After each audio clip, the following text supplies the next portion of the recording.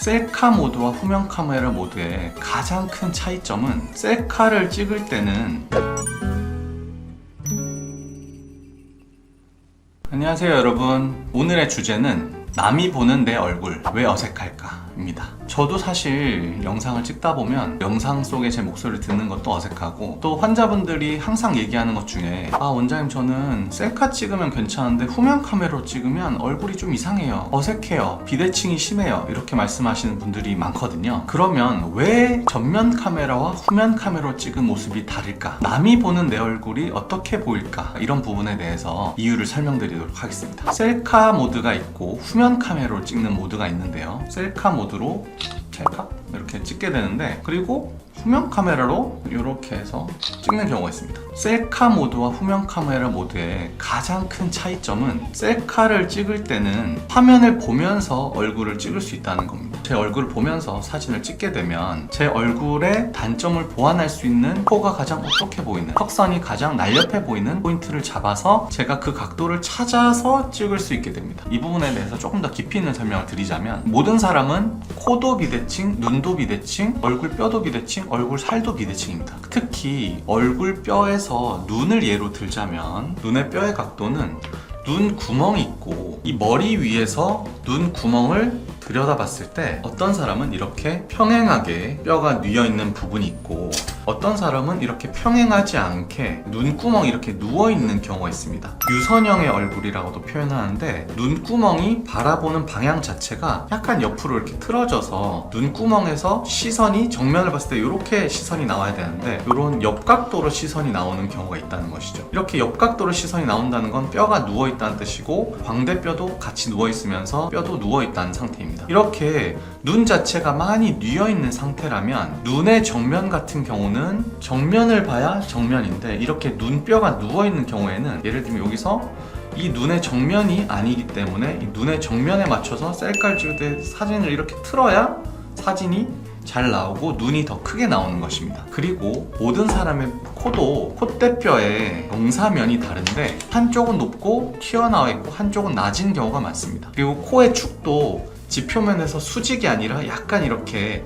좌우로 뉘어있는 코를 가지게 되는데요, 이렇게 콧대뼈의 경사도가 다르고 코의 축이 이렇게 뉘어있고 심지어 코끝도 약간 돌아가 있는 상태에서는 어느 쪽으로 고개를 돌리느냐에 따라서 코가 더 높아 보이기도 하고 더 낮아 보이기도 하고, 코가 좀 더 날씬해 보이기도 하고 좀 더 퍼져 보이기도 하기 때문에 본인이 좋다고 느끼는 코의 방향, 각도가 다르게 되는 것입니다. 이런 경우에는 코가 가장 오똑하게 나오는 방향, 턱선이 가장 갸름하게 나오는 방향, 또 눈이 가장 크고 쌍꺼풀이 잘 노출되는 방향, 이런 것들이 얼굴뼈의 각도에 따라 다른데, 사람은 무의식적으로 본인이 가장 잘 나오는 각도를 알고 있고, 또 본인이 잘 나오는 이런 표정을 느낄 수가 있습니다. 그래서 성형외과 책에도 포토페이스라는 이런 특징을 설명하는 구절이 있는데, 포토페이스라는 건 눈을 커 보이게 하기 위해서 눈썹을 이렇게 들고 찍는 일이 많게 됩니다. 김치 이렇게 할 때 눈썹을 이렇게 들게 되는 이런 현상이 있다든지, 입꼬리가 올라가는 이런 표정을 짓는다든지 하는 것들이 무의식 중에 나오는 포토페이스라는 이런 특징인데, 눈썹을 들어 올리고 입꼬리를 올리고 사진을 찍는다고 의식을 했을 때 나오는 그런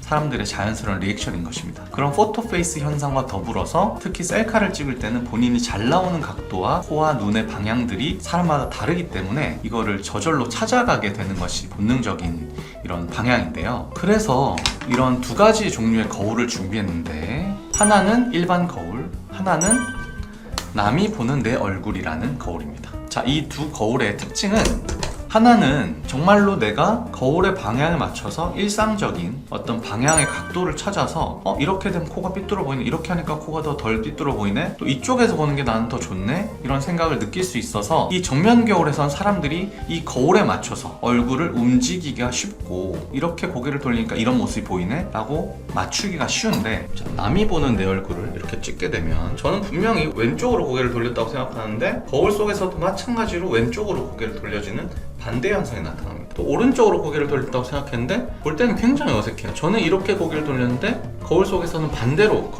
얼굴이 돌아가거든요. 셀카를 찍을 때는 제 자유자재로 익숙함에 따라서 얼굴을 조절할 수 있었는데 남이 보는 내 얼굴 속에서는 이렇게 해야 코가 좀 빠르게 보일 것 같은데 이렇게 돌리니까 어색하고 더 어색한 것이죠. 본인이 본능적으로 익숙함에 따라서 어떻게 보면 자신이 가장 잘 나오는 얼굴의 각도, 눈의 각도, 턱의 각도들을 전면 카메라 모드에서는 맞출 수 있다가 후면 카메라 모드가 되면 그거를 인위적으로 맞출 수가 없기 때문에 본인의 얼굴이 어색하게 보이는 것이고요. 모든 사람의 얼굴은 비대칭이고 모든 사람의 눈, 코, 턱, 치아 교합, 눈썹 위치 이런 것들은 다 비대칭이기 때문에 이런 뼈의 비대칭, 연부 조직 살의 비대칭, 눈, 코의 비대칭 이런 것들을 너무 심하게 신경 쓰지 마시고 본인이 잘 나오는 각도를 잘 연구해서 사진을 잘 찍고 후면 카메라일 때도 연습을 통해서 어떻게 하면 사진이 잘 나오는지 찾아 나가시면 비대칭에 대한 고민을 너무 깊게 하지 않으실 수 있을 것 같습니다.